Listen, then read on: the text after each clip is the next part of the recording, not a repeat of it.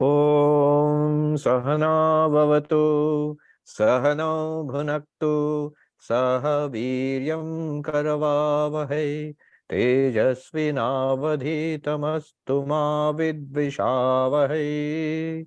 Om Shanti Shanti Shanti.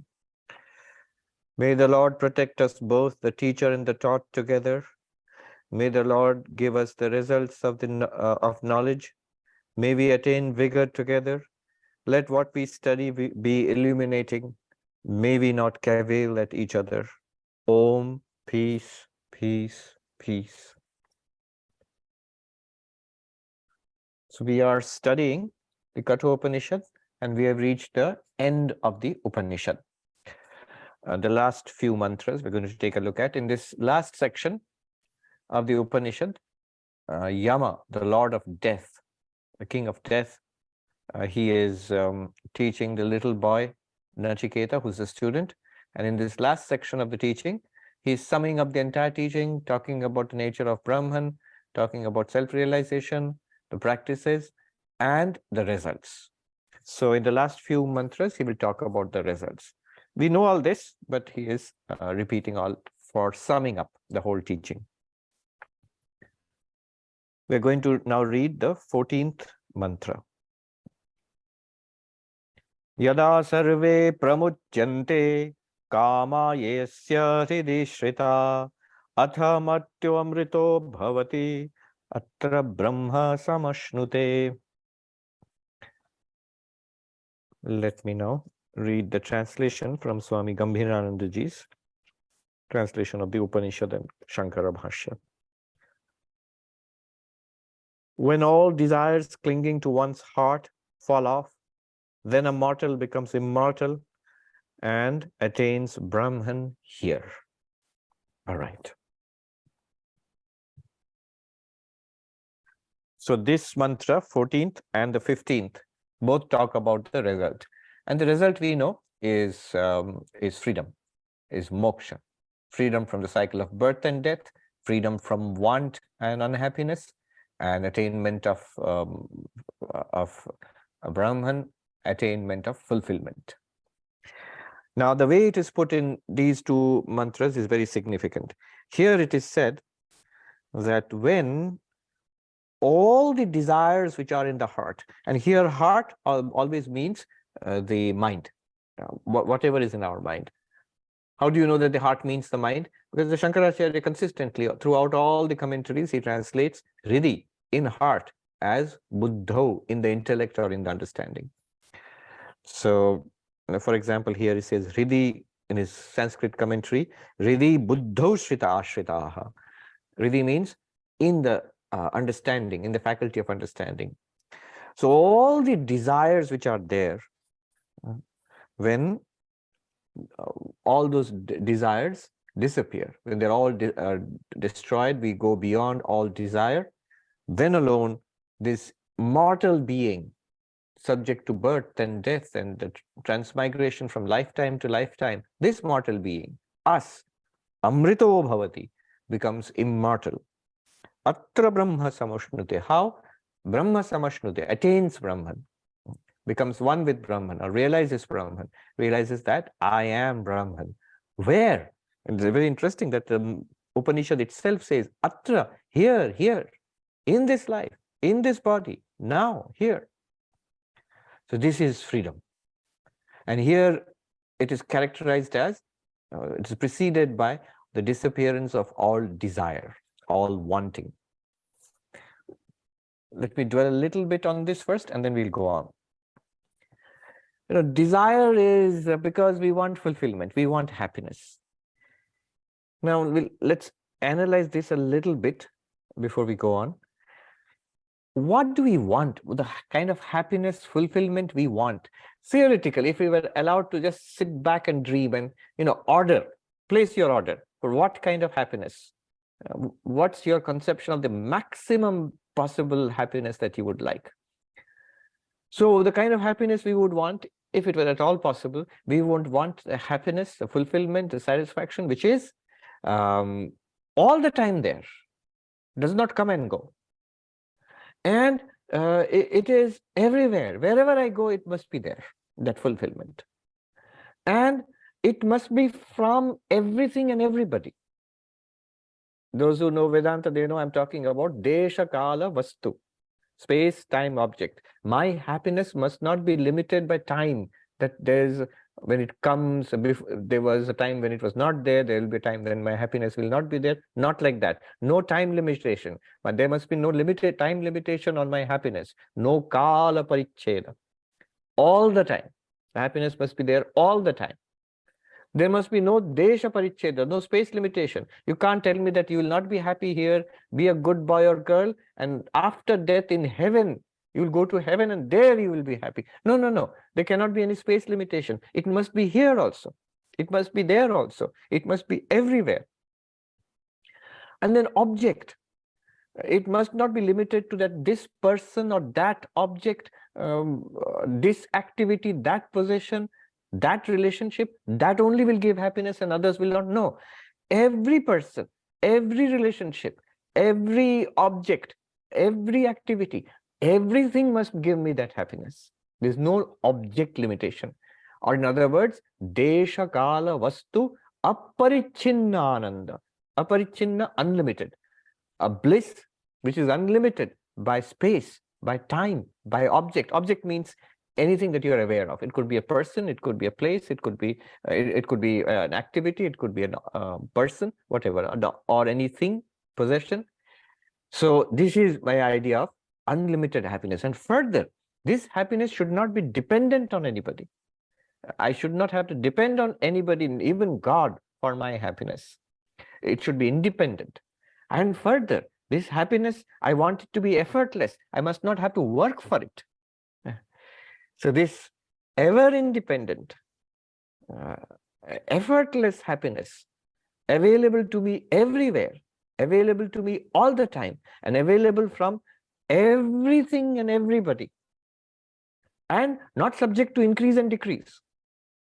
It should not be a little bit of a background trickle of happiness. No, it should be maximum happiness all the time, everywhere, from everybody. And at this point, I'll also say that it must be experienced. Because those who have studied Vedanta will know Swami is going to trick us by saying, yes, it's there, but it's not manifested. It's infinite happiness, but it's not something that is felt. So no, I must be able to experience it. I should be able to experience it. So this is the kind of happiness we want. How will I get it? How will I get it? What is the way to get happiness? Look at the ways we have been trying to get happiness. Will it, do I have to work for it? Earn money and then I can buy my happiness? Or do I have to beg for it? Ask somebody, some boss, God, husband, wife, children, I beg you, behave in this way, then only I will be happy. Do I have to beg for it? Will that make me happy? Do I have to go to heaven for it? That you cannot be happy here. Everybody tells samsara is dukkha, this world is sorrowful. After this lies a world of happiness called heaven. Vaikuntha, Kailasha, Goloka, the Christian heaven, Islamic heaven, the Buddha field of the Mahayana Buddhists, some other place, heaven. Do I have to go to heaven for it? Even spiritual practice. What do I have to do to get this happiness? Does happiness come from singing and dancing? Or should I sit down quietly and meditate? Which one will give me happiness? Does happiness come from indulgence or control? Will I be happy if I, eat, drink, and be merry and party all the time and take drugs and will that make me happy? Or will I be austere and pull back from every kind of sensual enjoyment and lead a very austere, very simple life, minimal life? Will that make me happy? Will it make me happy if I marry, have children, and be involved in samsara to my heart's content? Or if I become a monk or a nun and leave everything and go away to an ashram? Will I be happy in a city or in a mountain, on a mountaintop? What will make me happy? All of these are ways in which people try to become happy. They are trying. Millions and billions are trying in all of these ways. Will it make me happy to be mindful or mindless? You know, should I follow the breath and become more and more aware of the breath and the body and the sensations and the world, and still the mind with focus, with awareness, heightened awareness? Or should one drink oneself into a stupor or take drugs? And so mindfulness makes me happy or mindlessness makes me happy? Which one? See, I mean, these are ways in which people are trying to be happy. Does thinking make me happy? You have to think deeply. Vedanta tells you, think deeply. Shravana, Manana, Nididhyasana. Who am I? Follow the Vedantic text carefully and think deeply. That will make me happy. Or no thinking. Stop thinking. The yogi will tell you, Chitta Vritti Nirodha. Stop thinking. Will stopping thinking make me happy? What will make me happy? These are all the different ways in which people are trying to attain happiness. Worldly, spiritual, through hard work, through laziness, through attention, through lack of attention, through independence, through dependence. Which one will make me happy? This happiness which we are talking about, this limitless happiness, Ananda, none of these will make me happy. None.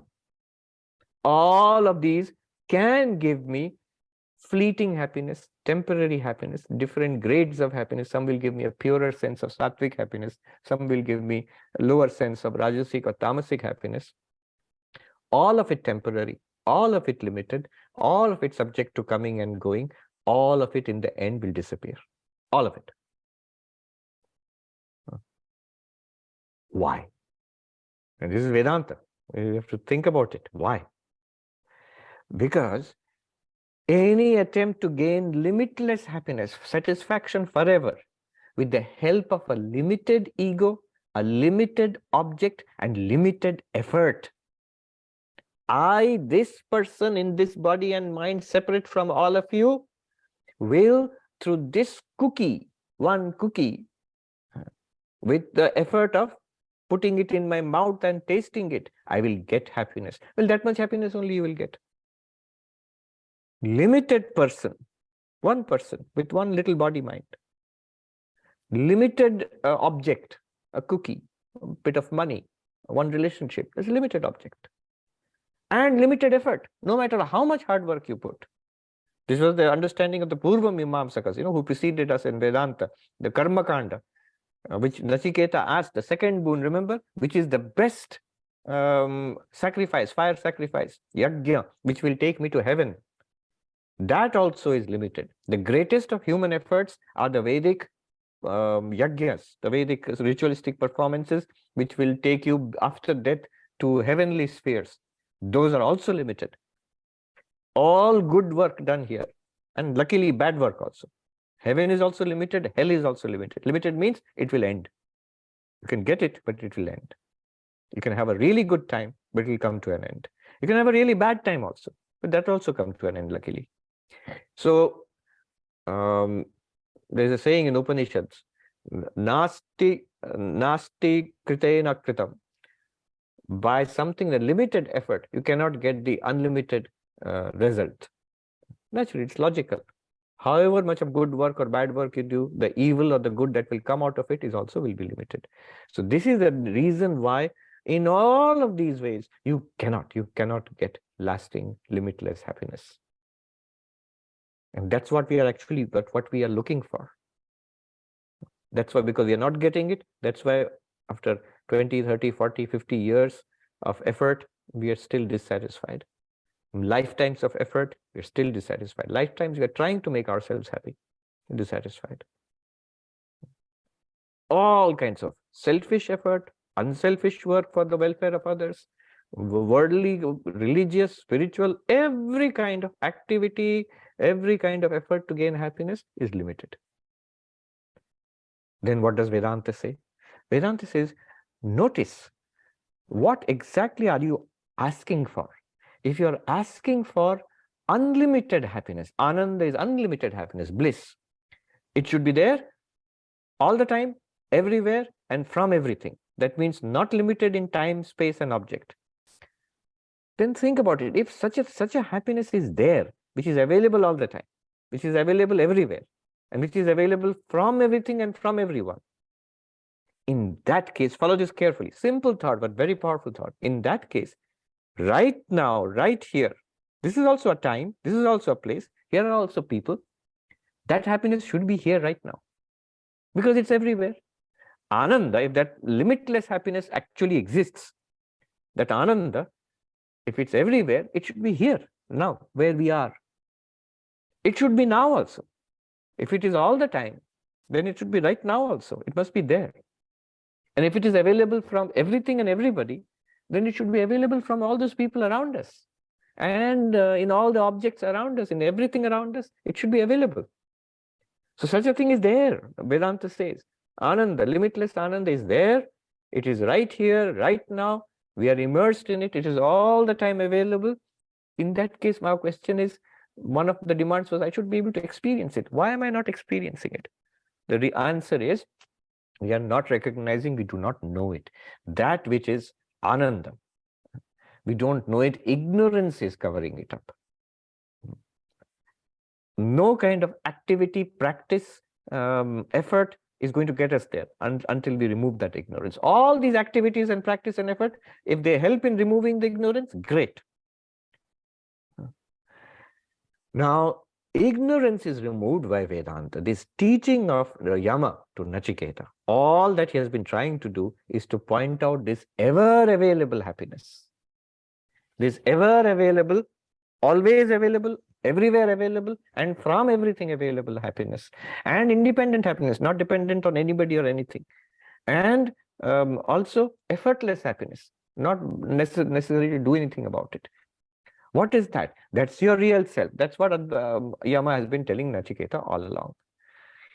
That's why he says these limited efforts to get happiness, kamaha, through touch and taste and smell and sight, seeing beautiful things, tasting beautiful, this flavor, wonderful flavor, smelling great, wonderful fragrance, touching soft and pleasurable things, all of these sensuous ways of getting happiness, all aesthetic ways in art, literature, music, dance, all intellectual ways in philosophy and science, all moral ways in doing good to others, social work, service to others, patriotism, all of these great and noble ways, all of those are mere reflections of the bliss which you already are. It's there all the time.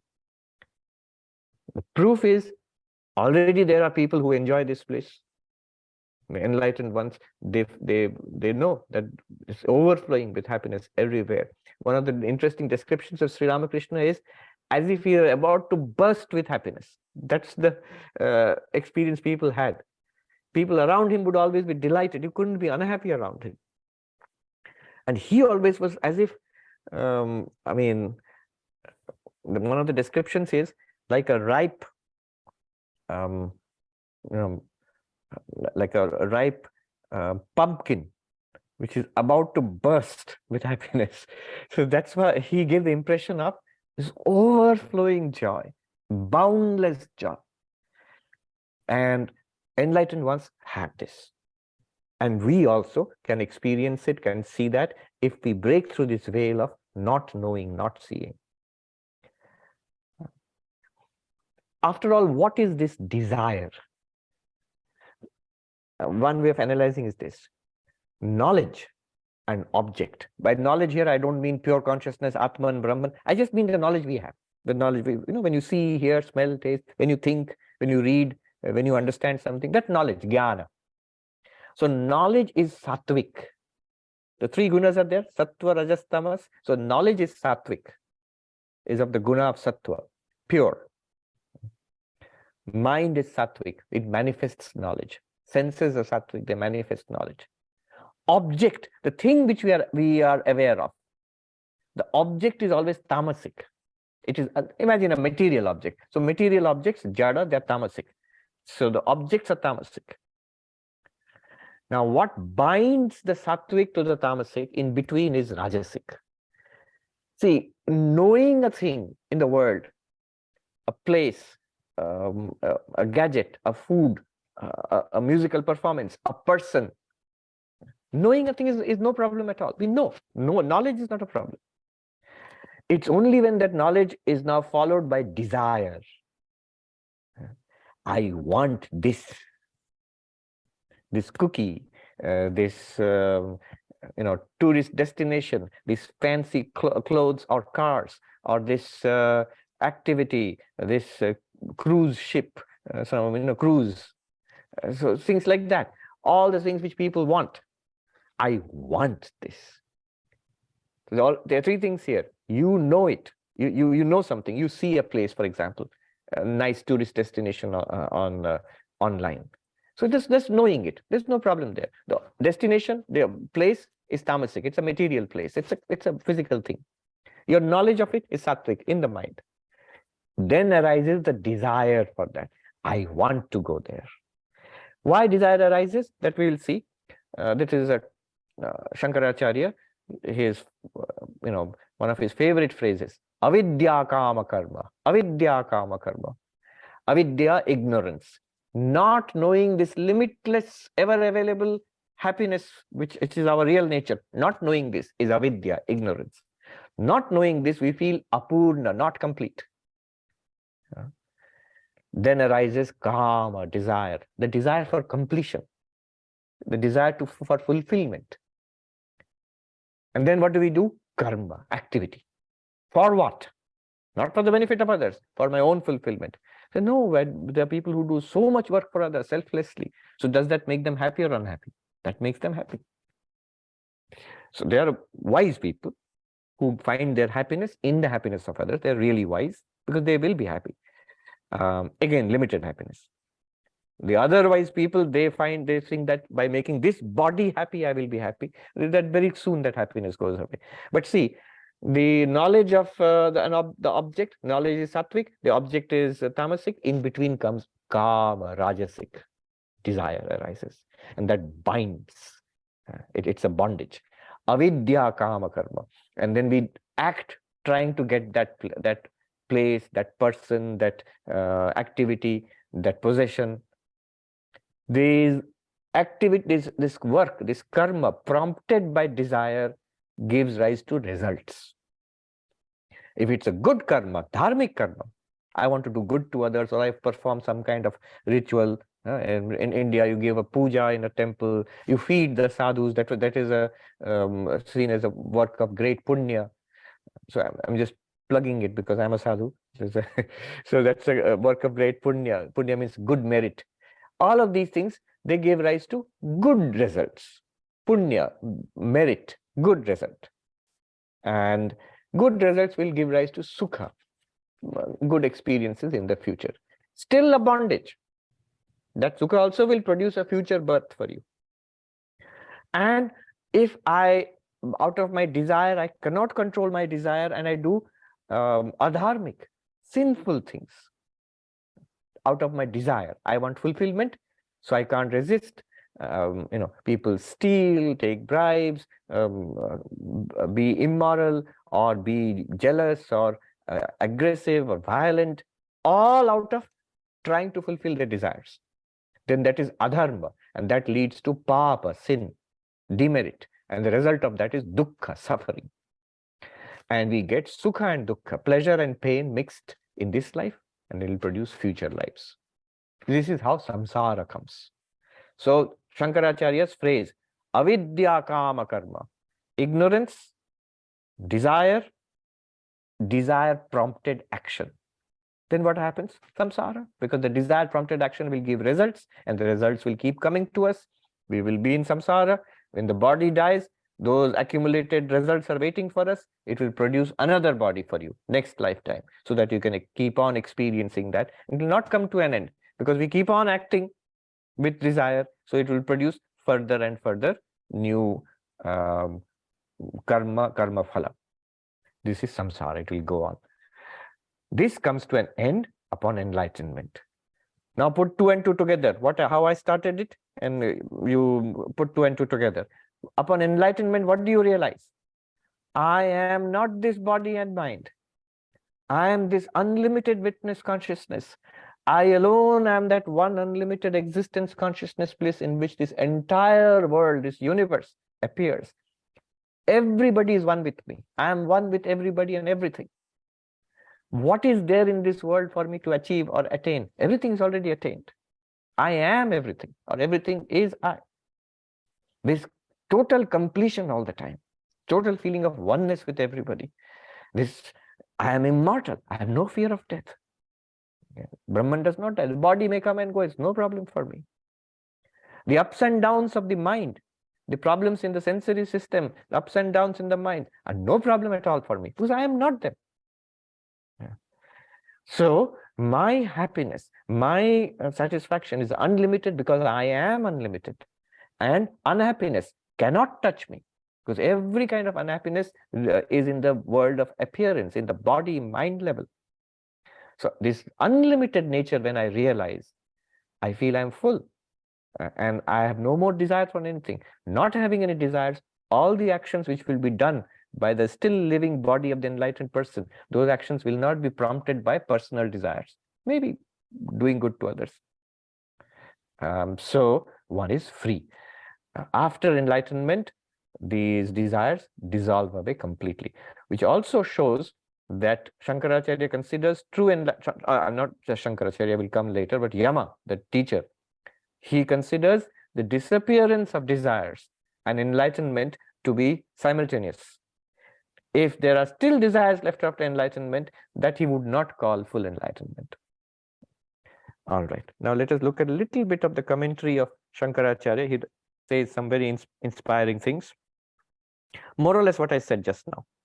And also remember, atra, here, the word atra means here. We find it in the mantra here. It has to be done here. It's not here that you have to wait for some heaven after death or some next lifetime. Here, in this life. Oh, Nachiketa, become enlightened and realize your infinite nature here itself. So put 2 and 2 together. Once you realize your immortal nature, then you find, yes, here is the happiness which is everywhere. Here is the happiness which is all the time, which is not subject to increase and decrease. Here is the happiness which I find reflected in everybody and everything, including even unpleasant experiences. That happiness I am. It is effortless for me. It is not dependent on anything at all. Everything else is dependent on this I am, this one existence consciousness bliss. And therefore I am full. I don't need anything from anybody else. There's nothing else at all, actually, apart from the real you. I just mentioned even unpleasant. You get happiness from everything, including unpleasant experiences also. So one interesting story I heard from Professor Arindam Chakravarti. His guru was a great Vaishnava saint, not a non-dualist, Vaishnava saint, devotee of Krishna. His name was Sitaram Das Omkarnath, 20th century saint in Calcutta. He lived there, devotee of Krishna. So Professor Arindam Chakravarti and some others, they used to attend upon him towards the end of his life. He was sick and they had to take care of him, so that, when you're lying on the bed for a long time, bed sores develop. The bed sores have to be cleaned, and it can burn a lot. It can be quite painful. So when they used to treat the bed sores, make him stand up, hold the old monk, the 2 or 3 of the brahmacharis would hold him up and they would clean the back and the bed sores and all. He would burst out giggling. And they'd say, doesn't it hurt? He said, of course it hurts. And he would say, oh, the delight of it. Now, is he getting pleasure from pain? No. He said it hurts. But all of it, whatever experience he's having in life, all sensory experience, including painful sensations, all emotional, mental, intellectual experience, and the absence of all experience, everything is Ananda to him. Of course, he sees it as the Ananda, the bliss of Krishna. So he sees the presence of Krishna in everything. And then Professor Arindam Chakravarti told me that he had to tell, and the doctor had to tell the old Swamiji that don't do that, because we can't understand where it is hurting, where it's not hurting, unless you tell us. If you laugh in everything, even when it's terribly painful and you burst out giggling, so you have to clearly tell us that this is hurting. So you see, even unpleasant things, it's obvious. Isn't it consciousness? Isn't it being? Isn't it limitless awareness being? Why should he not find everything as joy? Atra, here, in this life, now, in this lifetime. Don't wait for a future lifetime. Don't wait to go to Brahmaloka. Don't wait to go to heaven. Now itself you become enlightened and attain this fullness, infinitude. Shankaracharya in his commentary, one or two phrases I will read out. Kamaitavyasya anyasya abhavat. Why desires will go away? There is no other thing which can be desired. Abhava. Abhava means absence. What is there that can be desired? Because the other does not exist. It is already all you. In the midst of a dream, if you find there are very tempting things and there are very scary things, and then you suddenly realize, we can get a lucid dream that it's all I. I alone am appearing. I, the dreamer, am appearing as all these people and places and things. What a joy it will be if the dream continues. You have no fear of anybody, no hatred of anybody. You only want to embrace everybody because everybody is you. Not only yours, they are you. You are alone appearing as all of them. So, kamaitavyasya anyasya bhava. There is no second thing at all to be desired. Why will you have desire? Pramuchyante are fully liberated. The Tibetan Buddhists have a technique for this. As desires appear in your awareness, moment to moment, liberate them. Moment to moment, liberate them. How do you liberate them moment to moment? Desire is nothing but mind. Mind is nothing but awareness. Desire is liberated. It disappears into light.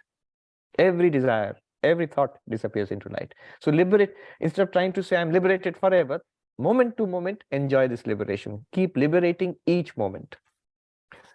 Pramuchyante, he says, vishiryante, the bonds of desire are loosened and destroyed. Then, prak pratibrodhat, vidusho hidi buddho shrita, those desires which were there in the enlightened one's heart, in the enlightened one's, he says, mind, before enlightenment. Prak pratibrodhat is very clear, before enlightenment. Those desires are liberated, are freed. The desires itself are liberated. Liberated means they disappear into nothingness, into consciousness itself. Then he says, and he makes the point, buddhir hi kamanam ashrayo na atma. Shankaracharya says, buddhir hi kamanam ashrayo na atma. Desire is in the mind, in your subconscious mind. In the mind there is desire. They remain as seed form in the subconscious mind, and they manifest as desire in the conscious mind. But consciousness itself, Atman itself, there's no possibility of any desire there. Good and bad are in the movie, not on the movie screen. The movie screen is completely untouched by the good and bad. But they are all the good and bad. The entire movie is dependent on the movie screen. Without the movie screen, no movie is possible. Without Atma, without consciousness, no desire is possible. But Atma itself has no desire at all. Then he says, so what happens? The mortal becomes immortal. Shankaracharya comments here, Matyaha prak prabodha tasit, that one who before enlightenment was Matya, mortal, pushed from lifetime to lifetime, helplessly, embodied again and again, suffering a series of good and bad events, and and struggling to gain little bit of happiness in this world. That one, what happens? Prabodha uttara kalam, after enlightenment, not after going to heaven, not after attaining samadhi or some kind of experience. No, just enlightenment. After enlightenment, avidya kama karma lakshanasya mrityu vinashad amrito bhavati, becomes immortal, liberated from death. What is this death? What's the nature of this death? Avidya kama karma. See the same phrase. Ignorance, desire, action. You say, no, but death means death of the body. Yes, but where does it come from? Why do you have a body at all? Because you are past karma. Where did that past karma come from? From desire. Where did the desire come from? From ignorance. What sort of ignorance? Don't ask where ignorance came from. Ignorance is supposed to be beginningless, but what sort of ignorance? Ignorance of my unlimited nature, that I am this limitless Ananda, not limited by time, not limited by place, not limited by object. Desha kala vastu paricheda shunya Ananda. That I am, that I did not know. Once I know it, once I see it, know it means not just thinking about it. See it as a fact. It's there right now. We are in the midst of it. We are immersed. One very ancient text, Paramarthasar, that says in the beginning of that text, there is a verse in one version of that. There is a verse which says, this jiva, sentient being, you know what it's like? It's like he's immersed in an ocean of nectar and very thirsty, but not noticing that I'm in the ocean of nectar. What is he noticing? He is noticing that mirage water. There's a mirage which he's seeing and he wants to reach that and drink that mirage water. This is the condition of the bound jiva, baddha jiva. We are immersed in Brahman because you are Brahman. You are this limitless Ananda. Not seeing that, we are looking at the mirage water of the temptation of worldly desires. And we want to drink from that mirage water and quench our thirst. We are very thirsty. We're dying of thirst. We want fulfillment. But that fulfillment, we're looking in that wrong place. And trying various ways, which I talked at the beginning so eloquently. How many are the ways in which worldly ways, religious ways, immoral ways, moral ways, by hard work, by laziness, by selfishness, by selflessness, in so many ways we are trying to drink the water of that mirage. Not working. All right. Mrityu amrito bhavati. From this death, one becomes immortal. Becomes immortal means not that you become anything. You realize your immortal nature. You already are immortal, actually. Gamana prayojakasya, I'm reading from Shankara's commentary. Gamana prayojakasya mrityoho vinashad. Vinashad gamana anupapatter atra ihaiva pradeepa nirvanavat sarva bandhana upashamat brahma samashnute brahmaiva bhavati. He realizes that I am Brahman, where gamana means moving from lifetime to lifetime becomes illogical. He moves from this movement from lifetime to lifetime, prompted by past karma. From that state, that is death. Not just one death, death after death. From that, he now realizes his real nature, Brahman, where such movement is impossible. Where will you go? From which place to which place? Everything is you, Brahman. Who will go? There is no separate individual who will be born and dying. You are the infinite, you realize that you are the infinite. So that stops. This continuous transmigration stops. Transmigration, lifetime to lifetime, birth to birth, that stops. Your limited existence is extinguished. The language Shankaracharya uses, see, this great opponent of Buddhism, what language does he use? Pradeepa nirvanavat, the Buddha's language. Attains nirvana. Nirvana, is he using it in a Hindu sense of moksha, mukti? No. Pradeepa nirvana, like a lamp being extinguished. The Buddha says, when the flame of the lamp is extinguished, where does it go? Somebody asked him, one of his disciples, so where do you go after enlightenment? Where does the enlightened one go? He says, when the flame of a lamp is blown out, do you think the flame has gone to the east or the west or the north or the south or up or down? Where has it gone? So this continuous existence in bondage from lifetime to lifetime, this is blown out.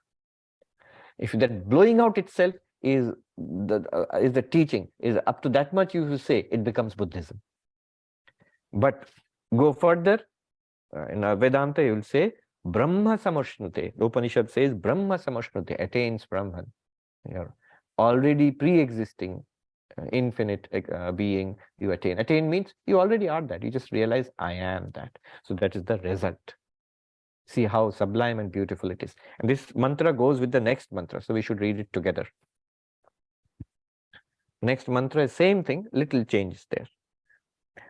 Yada sarve prabhidyante hridayasyeha granthaya athamatyo amrito bhavati etavadhyanuशासनम. Gambhiranji's translation. When all the knots of the heart are destroyed, even while a man is alive, then a mortal becomes immortal. This much alone is the instruction of all the Upanishads. All the knots of the heart are destroyed. A very famous mantra is in Mundaka Upanishad. Vidyate hridaya granthi chidyante sarva samshaya kshiyante chasya karmani tasmin drishte paravare. When Brahman is realized, this superior and the relative, that means Nirguna Brahman, I am that. And Saguna Brahman, Ishvara, which becomes this entire universe. When you realize Brahman fully, then what happens? Bhidyate hridaya granthi, the knot of the heart is cut. We'll see what that knot of the heart is. And what else? Chidyante sarva samshaya, all doubts are cut forever. You have no doubt left at all. Nothing can ever confuse you anymore. It's so clear. And then kshiyante chasya karmani, all the stored karmas of our past lives disappear. Slowly? No, immediately. Sri Ramakrishna gives the example. Suppose there's a mountain. Yes, I have a mountain of sins. And Girish Ghosh says, I'm a mountain of sin. Mountain of sins. Sri Ramakrishna says, but it's a mountain of cotton. Put one matchstick to it. It immediately bursts into flame and disappears. So similarly, that mountain of cotton is what? It is our past karma. And that past karma will all burst into flame and disappear if we put the flame of knowledge to it. So this is from Mundaka Upanishad, which I hope we will do next. Here, Shankaracharya also comments and he explains. Same thing which was said earlier, here it is said, the knot of the heart. Earlier he said all desires are dispelled. Now he says the knot of the heart. What is the knot of the heart? Ignorance. That phrase, avidya kama karma.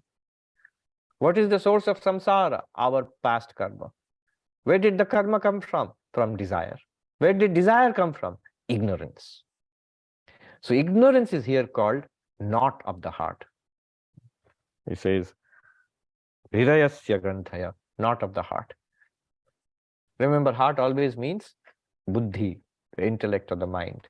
In the mind is ignorance, and that ignorance is the knot of the heart. Why is it called a knot? Shankaracharya says, Granthi vad drida bandhana rupa. It's a very tight bondage, an old knot which remains for a long time, thick ropes tied together, very difficult to untie. Very difficult to untie. So there is a famous story of Alexander the Great. There was the Gordian knot, and it said that he who cuts this knot, who can free this knot, will become the ruler of the East, or some kind of prophecy was there. So Alexander was asked to try. He didn't try to untie it. He took out his sword and cut it. So there is a phrase, cutting the Gordian knot. So the Gordian, G-O-R-D-I-A-N, the Gordian knot, cutting the Gordian knot, that's the phrase. Here, the Gordian knot is ignorance, primal knot, which has bound us to samsara from time immemorial. The reason why we are like what we are now. That has to be cut, and cut by knowledge, the realization of who I am, my infinite nature. Yada sarve prabhidyante hridayasyeha granthaya. Why plural? Because this knot manifests in many naughty ways, naughty in both ways. K-N-O-T-T-Y and N-A-U-G-H-T-Y, naughty ways. It manifests in all sorts of desires, and it leads to all sorts of mischief in our lives. So that I must overcome. And Shankaracharya gives an example. What are the ways in which this knot of ignorance manifests in our life? Ahamidam shariram, mamedam dhanam, sukhi dukhi chaham. He says, I am this body, or this body is mine. And this wealth is mine, this property, this shares and stocks and bonds and this house and car, all of this is mine. And sukhi dukhi, and the movements in the mind. Happy, I am happy. This is also not. because it's just a wave in the mind. You are happiness itself. You are not a happy mind. The moment you tie yourself to a happy mind, you're going to be an unhappy mind also. Next moment, there'll be unhappiness. The wave in the mind will go down and it'll be unhappy. I am unhappy. Dukhi. Dukhi means I am unhappy. The enlightened one will say, a wave of so-called happiness has come in this silly thing called the mind. Good. What fun. A wave of this thing called unhappiness has come in the mind. Oh, great fun. Because it's nothing to you. Ahamidam shariram, I am this body. Mamaedam dhanam, all these possessions are mine. Aham sukhi, I am happy. Aham dukhi, I am unhappy. Iti evam adi lakshanaha. And then what happens upon enlightenment? Tad viparita, just contrary to all of this, which will cancel all of these. What will happen? Brahmatma pratyaya upajananat. When the Brahmakara vritti arises, I am Brahman. My unlimited nature, this moment of realization arises. Where does it arise? In the mind itself. It removes the ignorance. It cuts the knot. Brahmevaham asmi, I am Brahman. So, asamsari, I am not subject to coming and going. I am not subject to embodiment. Vinashteshu avidya granthishu. Then the knot of ignorance is cut. The knot of ignorance being cut, tannimittaha kama mulato vinashyanti. And the desires which sprout from this knot, they are destroyed at their root. They're destroyed at their root. Before that, what has happened is, before this enlightenment, either a person has controlled their desires. I am a spiritual seeker, I'm controlling it. Or a person has transformed the mind. The rajasic and tamasic desires have been replaced by sattvic desires. No, I'm not going to get distracted. I like meditation. I don't like reading worldly things or watching worldly things. I like reading spiritual things and I like watching spiritual things. I don't like worldly company. I like spiritual company, and so on. They're all desires. But we have replaced rajasic desires, tamasic desires with spiritual desires. But at the root, all of these disappear. Even the desire for enlightenment and God realization and moksha, that also disappears completely. Why do I need moksha? Does Brahman need moksha? Does the absolute reality need God realization, freedom? No. Then you can sing like Shankaracharya. Na dharmo na chartho na kamo na moksha. I don't want dharma, I don't want pleasures, kama, I don't want artha, possession, wealth. I don't want moksha also. Why? Chidananda Rupa Shivoham Shivoham. I am Shiva, I am Shiva. I am of the nature of limitless Ananda, of limitless consciousness. What is that limitless Ananda? What I started with. Everywhere, all the time, from everything, independent, effortless, all the time available as my own self. Then, so these are the two mantras. The second one is deeper than the first one. The first one talks about the symptoms, desire. They must go. And it's a very important thing that if someone says, I'm enlightened, but I have a few desires left over. No, doesn't work that way. It's like saying, I am infinite, but I'm also limited. How? These are contradictory. I am a samsari, but I'm also samsari. I'm beyond samsara, but I'm also within samsara. I want things within samsara. No. You may remain within samsara. The movie may continue, but you are like the lotus leaf untouched by the water in which you are floating. That's a very good example. And then in the next mantra, he went to this I am the and the root of desire, ignorance is destroyed. Now a couple of more mantras are there. Let me chant the next one. It's an entirely different topic. Shatam chaika cha hridayasya nadya tasam urdhanam avinisriteika tayor urdhvam mayan amritatvameti vishwanganya utkramane bhavanti. Let me read the translation. You will feel a bit of a jerk here because the topic is suddenly changed. What is the topic here? The nerves of the heart are 101 in number. Of them, one passes through the crown of the head. Going up through that nerve, one gets immortality. The others have different directions, become the causes of death. What's this suddenly? Why? Where do the nerves, which is seems very bodily, nerves and the crown of the head, all of these things are coming in. What's happening? Here, Yama, the teacher, the god of death, is referring back to an earlier teaching, because he's wrapping up the whole thing. He's referring back to the second boon which Nachiketa had asked for. He had asked for the best of all Vedic rituals. A long time back we had studied it. And Yama taught him the best of Vedic rituals, which he named Nachiketa Agni, the Nachiketa fire ritual. He named it after Nachiketa. And by performing that, a devout person, a moral devout person, will reach Brahmaloka, the highest heaven, the realm of Brahma. So, having reached that, what will happen? Having reached that, that person, if he is a seeker of enlightenment and freedom, that person will get knowledge, Brahmagyana, from the greatest of teachers, Brahma himself.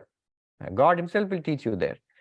So, there also there will be Zoom classes and Upanishad classes, everything will go on, but there everything is much better, and you attain enlightenment there. And at the end of Brahmaloka, at the end of this particular universe, that dweller of Brahmaloka will attain Brahman and become free, attain moksha. That's a long, long time, billions of years. But don't worry about them. They're having a really good time. That Brahmaloka is a extraordinarily good place to be in. So they are all highly spiritual people. They are the ones who come down to help us in spiritual life and so on. So that is an extraordinary state. What is meant here? Vedanta, you will always see two things are taught. The central teaching of Vedanta is called Sadhyo Mukti, freedom here and now, which was said in the last two mantras. Atra means here, ihaiva, in this life, in this body, here and now become enlightened and be free. That's the central teaching. However, what about those who do not attain it?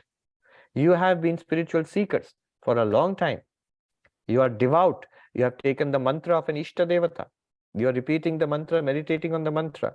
You are leading a moral life, trying to be a good person and struggling to realize God. Suppose we do not realize God in this lifetime. What will happen? You will go to Brahmaloka and you will remain there. That Brahmaloka has many names in different religions. It is Vaikuntha for the Vaishnavas. It is Shiva Loka for the Shaivites. It is Devi Loka for the Shaktas. It is the Christian heaven. It's the Islamic heaven. It is the pure land of the Buddhists.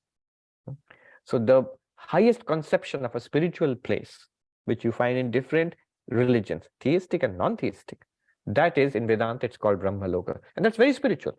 Nothing wrong in that. But that's still clearly second best. That he's talking about. If you perform that ritual and the associated meditation, I'll just mention it, it's called Virat meditation. We talked about it a long time back. Do we perform those meditations? Or in today's world, the way we see Hinduism today, you have Ishta Devata, Ishta Mantra, you're initiated, regularly perform japa and meditation, have deep devotion and surrender to God in that form, then you will reach Brahmaloka if you are not enlightened. So this is said, there are these thousands of nadis running from the plexuses in the body. So he's now moving into a very tantric landscape, not Advaitic at all. Suddenly we're back to the body and the heart and nadis. And what are nadis? There's no clear translation in English. Nerves, you can say, but they're not exactly nerves. They're more like passageways, extremely subtle passageways. And they perform many activities in the body. All of our activities in the body are, and also illnesses because of the functioning and not functioning of these nadis, they say. Now, we are concerned here with one of these nadis, which is very subtle, very delicate, which moves from the heart up to the crown of the head, they say. Brahmarandra, it is said.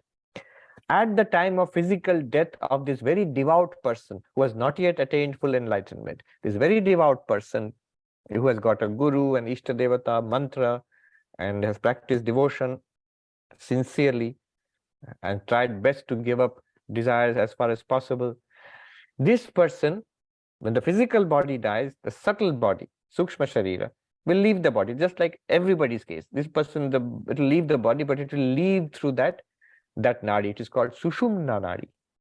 And it will leave, the subtle body is supposed to leave through the Brahmarandha, this crown of the head. It leaves there. And where does it go? It goes to the plane of Brahma. Not Brahman, not Nirguna Brahman, but Brahma Loka, the highest heaven, a spiritual heaven. And hence, after that, we'll attain liberation from there. This is called Krama Mukti, sequential liberation. Sequential liberation. As against what was talked of earlier, Sadhya Mukti, immediate liberation. Those who get immediate liberation, they will enjoy Jivan Mukti. That means liberated while free, while living here, free while living here. And after the death of the body, Videha Mukti, free anyway. But these others, very devout people, meditators, devotees, they will go to the heaven of their choice and enjoy a spiritual communion. They will not become sugar, they will eat sugar until they attain full Brahma Jnana and they are released forever. Released into what? Into infinitude, into their infinite nature. What about others? Then he says there are hundreds of other nadis which go in different directions, and the subtle body can lead through any one of them, and they lead to other goals. They can go to other heavens, into other births, human births, animal births, hellish worlds. There are so many other ways. All of them, he says, mrityu, they're pervaded by death. They all come to an end. If you attain liberation, so what about the liberated one? Doesn't go anywhere. If you have attained enlightenment, you don't go out through this nadi or that nadi or this nadi. You don't go anywhere. You are Brahman already. The Mundaka Upanishad will talk about it. In the case of the death, physical death of the enlightened one, not only the physical body goes back to nature, but the subtle body also goes back to nature. It does not go from place to place. Your spiritual tourism will come to an end. So, that is for the enlightened one. Worldly, good and bad, various destinations, all subject to coming and going. The spiritual person, devout person, one destination, Brahma Loka, from which eventual liberation, Krama Mukti, sequential liberation. The enlightened one does not go anywhere. It is the moment, upon the moment of enlightenment, you realize you are this limitless existence, consciousness, bliss, ever fulfilled. Game up, finished for you. Then, conclusion. So here he just referred back to that earlier boon, the second boon which Nachiketa had asked for, the best of all fire rituals. And he referred back to that and mentioned the result of that. Then, the 17th mantra. He concludes with the central teaching of liberation here and now. Angushtamatra purusho antaratma sada jananam hridaye sannivishta saswat sharirat pravrihet munjadi vaishikang dhairyena tang vidyat shukram amritam iti. The Purusha, the indwelling self of the size of a thumb, is ever seated in the hearts of men. One should unerringly separate him from one's body like a stalk from the munja grass.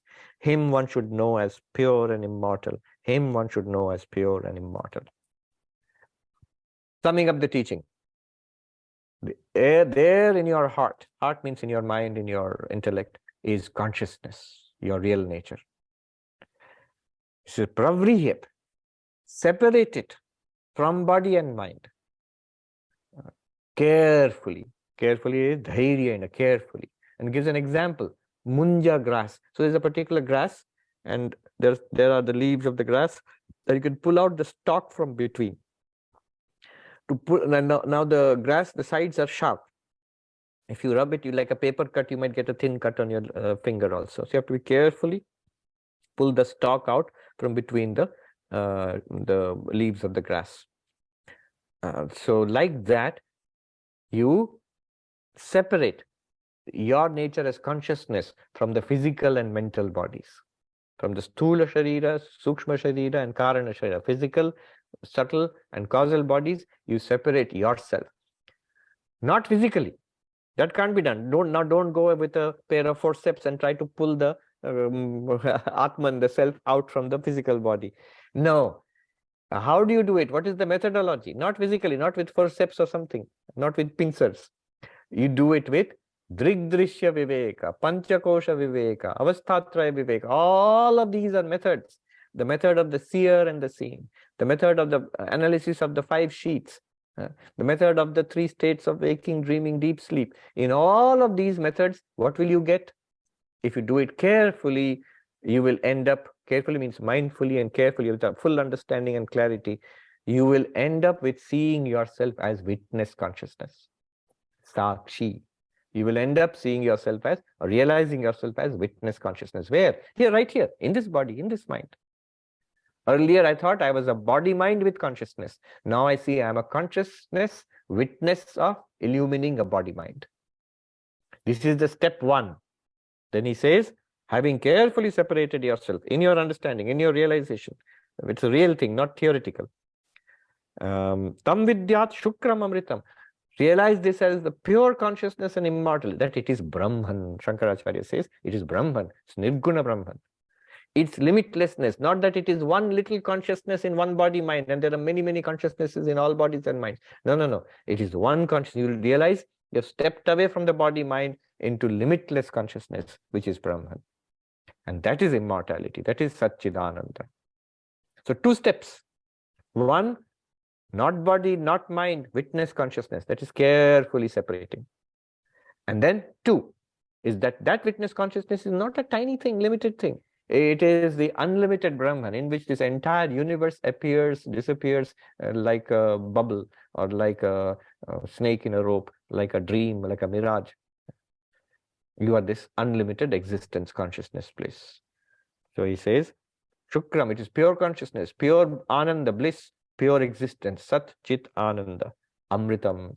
It is beyond death. Body will remain in the cycle of death. Mind is in the realm of death, but you are beyond death. Tam Vidyat. Realize that. How? I am that. I am Brahman. And then this is repeated. Him one should realize as, him means that one, not male, that one. One should realize as pure and immortal. Pure consciousness is limitless consciousness. Atman is Brahman, and I am that Brahman. You realize that. It is repeated twice to show that the teaching is ended now. The teaching is ended. One last mantra remains. Yama and Nachiketa finished the dialogue. The dialogue is over. The teaching is over. Now the Upanishad has a comment to make. The Upanishad itself has a comment to make. It wants to get in the last word and to encourage all of us and stop there. 18th mantra. Mrityu proktam Nachiketo atho labdhva vidyametam yoga vidhim chakritsnam brahma prapto virajo abhud vimrityu anyopyevam yo vidadhat atmameva. Nachiketa, having first become free from virtue and vice, as also desire and ignorance, by acquiring this knowledge imparted by death, as also the process of yoga in its totality, attained Brahman. So Nachiketa, little boy, became fully enlightened and became free. Anyone else too, who becomes a knower like Nachiketa of the indwelling self, attains Brahman. So what is said here? Did Nachiketa finally get the result he was looking for, enlightenment and freedom? Yes. The Upanishad confirms Nachiketa became free. He became an enlightened person, a Jivan Mukta. And then, how did he become a Jivan Mukta, an enlightened person? Attaining the knowledge imparted by a teacher. Who was the teacher? None other than the god of death, Yama. Vidya, which knowledge? The knowledge of the Upanishad, the Katha Upanishad. How do you get it? Shravana, Manana, Nididhyasana. Yoga with him. And all these spiritual practices, meditation, devotion, selfless work, purification of mind, all the qualities which Nachiketa was strenuously examined for, having attained all that, learning the method of knowledge also, of meditation also, all of those things he has got, and he became enlightened. Brahma prapto, virajo abhut. He went beyond causality. Viraja here means the papa punya, dharma, good and bad. As long as we are trapped in that, good karma, heaven. Bad karma, hell. Mixture, earthly existence. When you go beyond that, you realize you are Brahman. Nachiketa went beyond that. And then Upanishad adds encouragingly, Anyapyevam, others also who are similarly qualified and similarly seeking enlightenment, meaning all of us, thousands of years later, says they will also attain Brahman and attain liberation, as did Nachiketa. So that's on the very upbeat and encouraging note. Let me do a chant, and then we will give a jai. The reason is, when we study texts like this in the main monastery, the brahmachari study it, as each text Upanishad is finished, at the end we give Jai Shri Guru Maharaj Ji ki Jai, like that. So I will do it on your behalf. And then we can take a few observations and questions.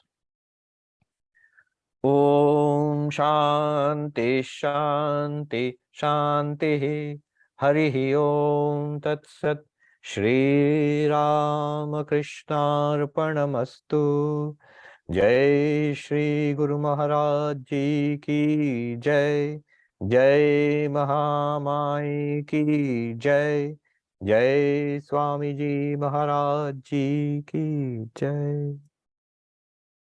I pray to the Divine Mother to bless all of us. May this knowledge become illumined in our lives in this very life itself. May we attain, like Nachiketa, to knowledge and freedom. Good. Congratulations to all of you. We have completed this journey together. Let's look at the chat.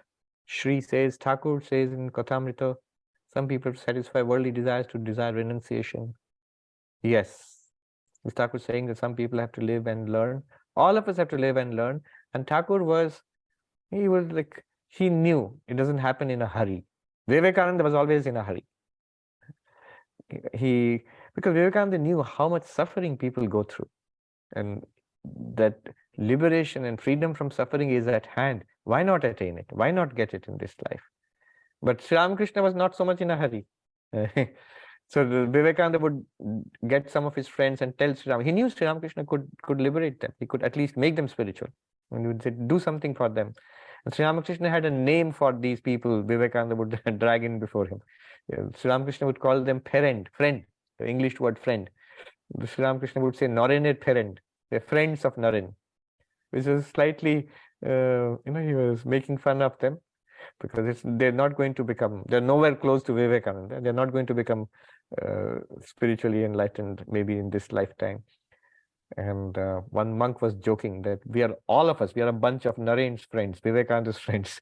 Most of us, we have been attracted by Vivekananda. Vivekananda has dragged us in and put us before Sri Ramakrishna. Do something for these guys. Yes, we have to learn.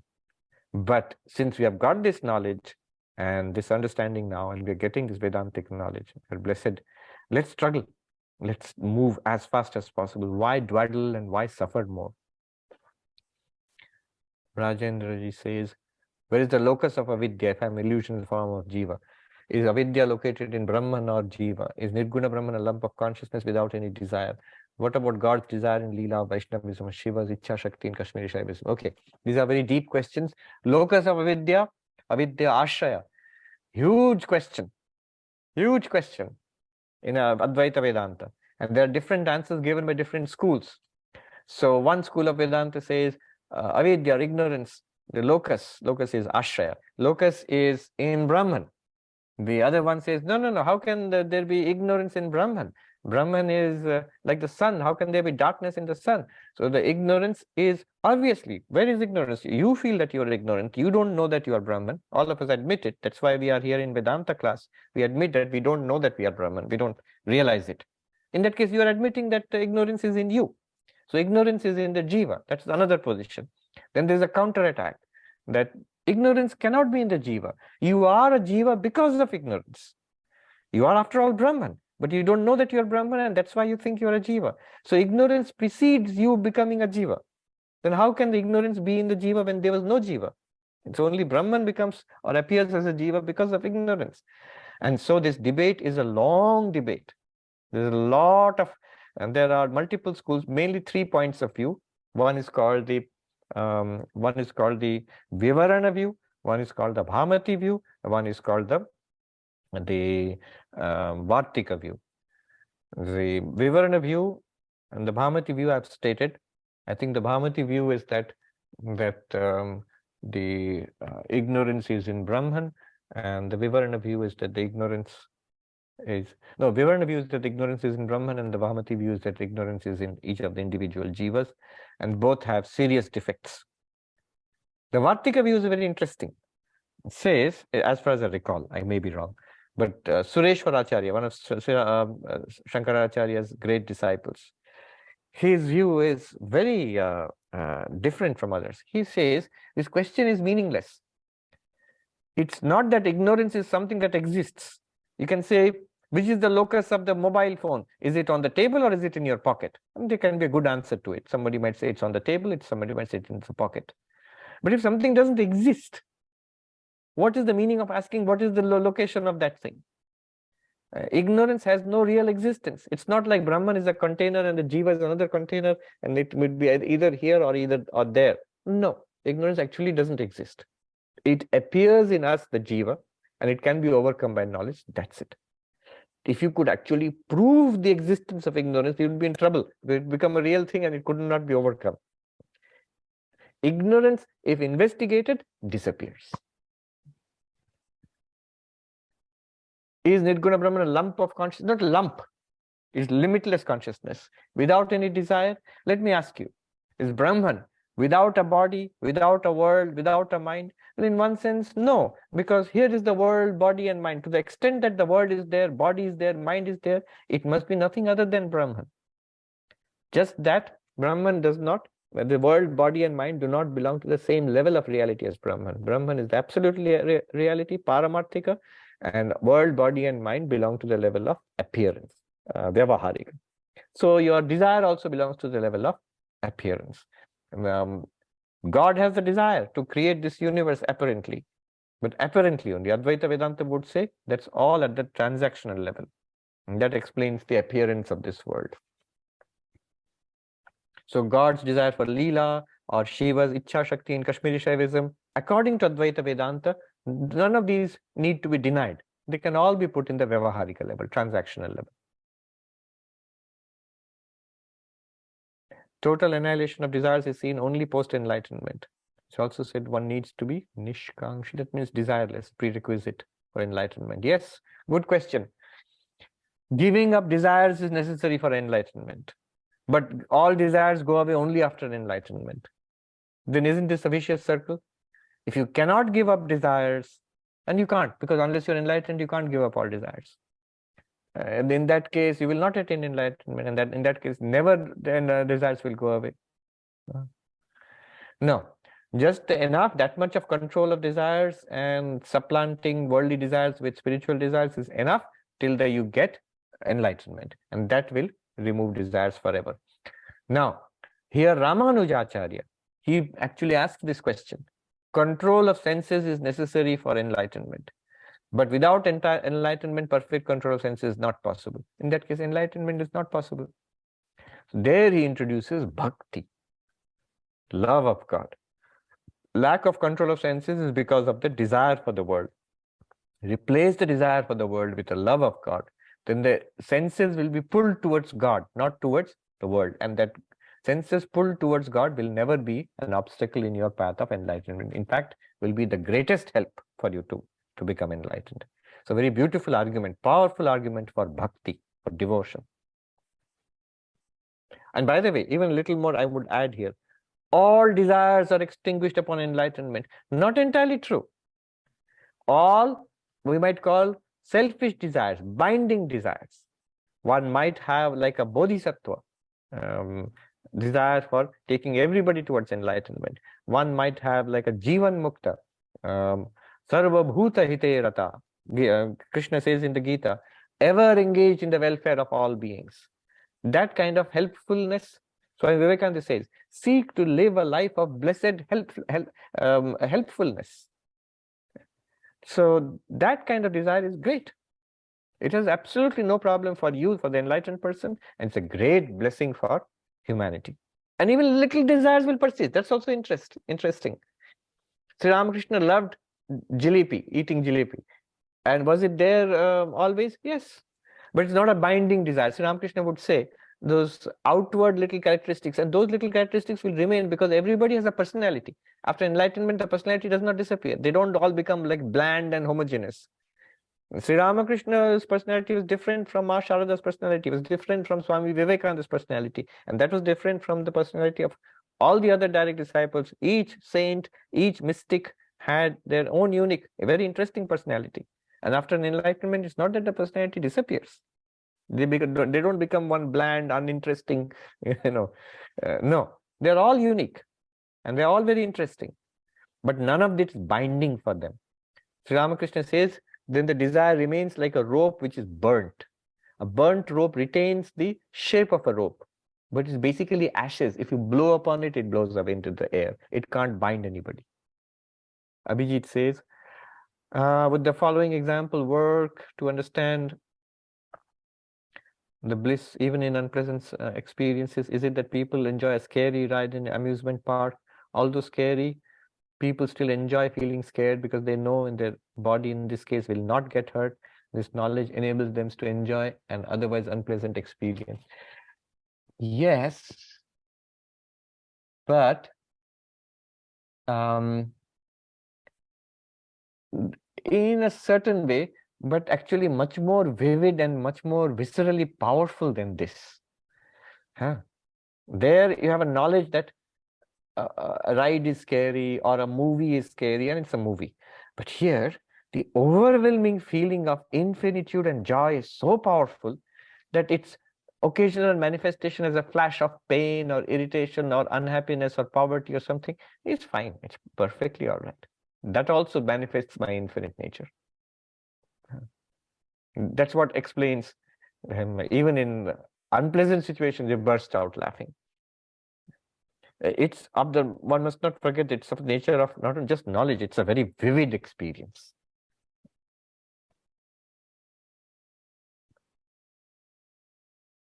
Kiran says, can we interpret unlimited in this way also? Unlimited number of names and forms can appear in consciousness, just like unlimited number of movies, good and bad, can play on the screen. Yes, yes. Unlimited manifestation. This consciousness has unlimited potential. But remember one thing, Advaita will say only one thing, if it's not really plural. All of it is that one movie screen only. Advaita is interested in only one thing. You can have as many worlds, bodies, heavens and hells, as much as you like, God and incarnations, as many as you like, as long as the non-duality is not violated. They must be at their base nothing other than Brahman. Then Advaita is satisfied. No matter as many movies as you show, they have to be nothing other than the screen. Screen alone appearing as a variety of movies. Brahman alone appearing as a variety of bodies, minds, worlds, experiences.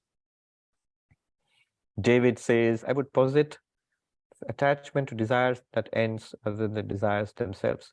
They need to live life, especially for householders. There's also shift being driven by source rather than identification. Okay. Go together, speak together, know your minds. This is mantra, yes. Rig Veda, yes. United be your purpose. Desires driven by ignorance come to an end, but not all desires. Yes, there can be desires for the welfare of all beings, like a Jivan Mukta, Bodhisattva. Ishvara, does Ishvara, God, the God of religion, does God have a desire? Yes, in the sense of love for all of us and being the greatest of well-wishers. God says, I am your best friend. I wish you all well. I really want that you should attain enlightenment. That desire God does have for all of us. But it's not something that binds God. Girish says, Brahman cannot be defined in words, but aren't we defining it by calling it the screen on the screen is an example on which the phenomenological world appears, or by calling it the substrate on which the world appears. Yes. So in philosophical language, it might say, aren't you defining Brahman as the cause of the world? But then answer will be, no, Brahman is not the cause of the world. A cause produces an effect. Brahman did not really produce the world. So you cannot really call Brahman cause of this world. But then at this point, someone might say, yes, I understand Brahman did not produce the world, but the world appears in Brahman. So Brahman is the ground of that appearance. As long as that appearance has no difference, no change, no separate identity from Brahman, Advaita is satisfied. And designation has failed because that appearance is in no way different from Brahman. So we really have failed to express it in language. Bhargava says, Mantra 14 and 15 is like the teaching of the Buddha. Desire is the root of suffering and destroying it is the solution. Desire is the root of suffering. Not only that, ignorance is the root of desire also. And destroying it is the solution. Correct. Priya Kulkarni says, is there any experiencer who will experience Brahmaloka subsequent liberation? Yes, those who are in Brahmaloka, they will experience liberation at the end of Brahmaloka. When this universe comes to an end, they will all be liberated. What happens to the causal body of the enlightened one? Goes back to nature. Causal body, subtle body, physical body are all produced by Prakriti. All of it goes back to nature. The causal body is nothing other than Maya itself. Part of Maya, Ajnana. Thank you very much. It was a wonderful journey we all took together studying the Katha Upanishad.